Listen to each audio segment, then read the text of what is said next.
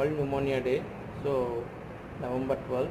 So world pneumonia day పరంగా ఎటువంటి జాగ్రత్తలు తీసుకోవాలి, వాటి యొక్క లక్షణాలు ఏంటి, ఎలా డయాగ్నోస్ చేయాలి, ఎలా ట్రీట్మెంట్ ఏం తీసుకోవాలన్నది మీకు స్లైడ్ షో రూపంలో చూపించడం జరుగుతుంది. అది ఈ డిసీజ్ ఎక్కువగా ఈ సీజన్లో, పర్టికులర్ ఈ వింటర్ సీజన్లో ఎక్కువగా చిన్నపిల్లల నుంచి పెద్దవాళ్ళ వరకు వచ్చేటటువంటి డిసీజ్. సో దీనికి కొన్ని జాగ్రత్తలు తీసుకొని మీ యొక్క ఆరోగ్యాన్ని కాపాడుకుంటారని కోరుకుంటూ సెలవు తీసుకుంటాను. Doctor Bhanu, chest and multi speciality from Vizianagaram. Thank